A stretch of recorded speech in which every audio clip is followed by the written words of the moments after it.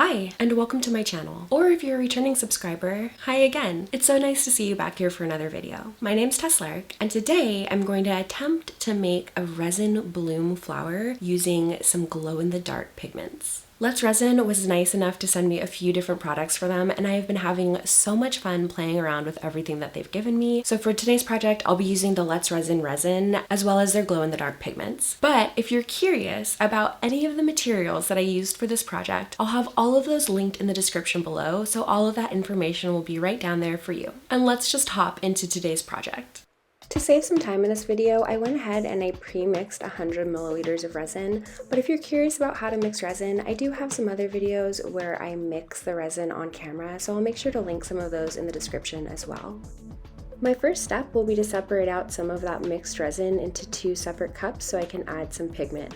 And I'm just pouring out about 15 to 20 milliliters in each one of these cups, reserving the rest of that clear resin to use a little bit later. The first pigment that I'm using is a glow-in-the-dark mica powder by Let's Resin. It's their magenta, which is this really beautiful bright pink color.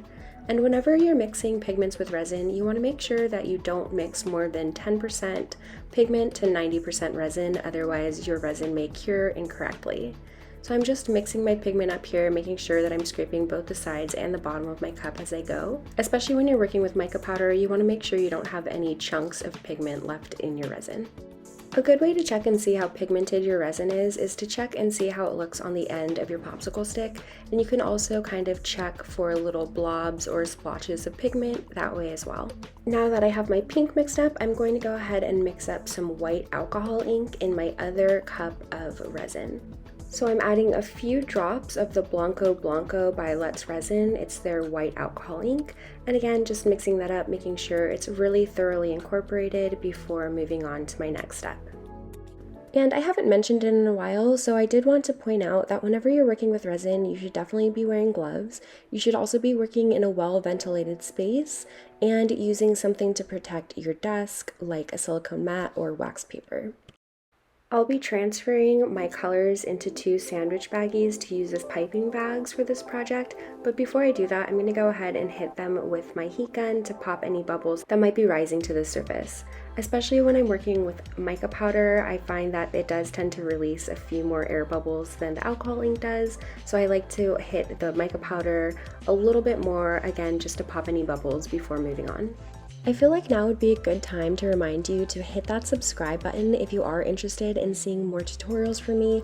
I do post weekly. It's really gratifying to see this channel growing and get feedback from you guys, so make sure that you are subscribed.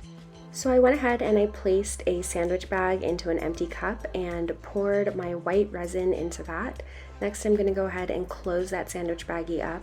I'll move all the resin to one side and sort of twist it off, and then set that off to the side to use later. I'm not going to open these until I'm ready to use them, because as soon as you cut them open, they do start dripping quite a bit. So I recommend just setting them off to the side until you're ready to use them and cutting them open right before use. So again, just adding all of that pink to a second baggie and repeating that process of closing up my bag, and then I'll go ahead and twist it off and set it off to the side. And before we move on, don't forget to boop that like button, flirt with it, boop its little nose. Okay, and so next I'm pouring the remainder of my clear resin into my mold, and because I'm just kind of experimenting to see if this technique's gonna work, I'm just gonna be using one mold for this project. And next I'm gonna go ahead and use my heat gun on the higher setting to pop any bubbles before moving on. So I've just put down a piece of paper towel so I can set my piping bags down after I've cut them open. And I'm going to start making some concentric circles, starting in the center of the piece and working my way outward and alternating between the colors. So I started with my pink, I went in with the white, and I'm following it up with pink, and then I'm just going to go and alternate those colors until I get pretty close to the outside edge of the mold. I'm also using my gloved fingers to kind of grab the resin before it leaves a drop so that I don't get too many blobs throughout my piece, which whenever you're working with resin, definitely make sure that you're working in a well-ventilated area and also always using gloves and protecting your working space. So I've got a silicone mat down, but you could also use wax paper if that's what you have on hand. I'd also like to point out that when you are cutting your piping bags open, you want to make sure that you're cutting a small enough hole that you still have a pretty good amount of control over the resin, but large enough that you're getting a good flow of resin so it doesn't stop or sputter in between. And I do find it's better to start smaller because you can always cut a bigger hole, but if you do cut a hole that is just simply too big to use, don't be afraid to just squeeze all of that resin into another bag and start over. Now that I have my lines piped, and I find that I do like to pipe about 4 to 5 lines of each color, more than that and it gets a little bit busy in my opinion, I'm going to take a clean popsicle stick and begin drawing those lines into the center of the piece into a petal formation. And I'm just going to swirl that in the center, and then I'll take my heat gun and begin to work from the outside to the center, sort of blooming out those colors and also popping some bubbles.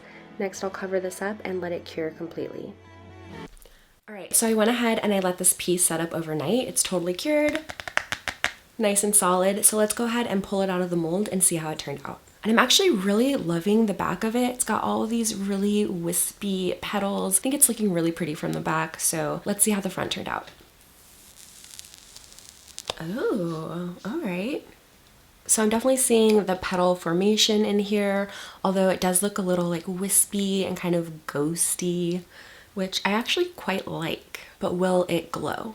Let's go ahead and find out. So these mica powders work similarly to, I don't know if you ever had those little glow in the dark stars that you used to put on your ceiling or your walls when you were a kid, and they would charge up in the light and then glow for a bit after the lights went out. So I'm gonna go ahead and leave this guy kind of in my ring light for a little bit just to charge it up, and then let's see if it glows. I'm so hopeful because I think it looks really pretty. Let me know what you guys think in the comments. Here's the piece in the dark. And it does glow quite a bit. I still can see really clearly the petal formation. I think it looks really cool actually. I'm kind of curious what would happen if I also paired this with a darker pigment, like used some black alcohol ink, if I might get a little bit more of those like petal lines defined. So let me know if you guys want to see this with black ink as well.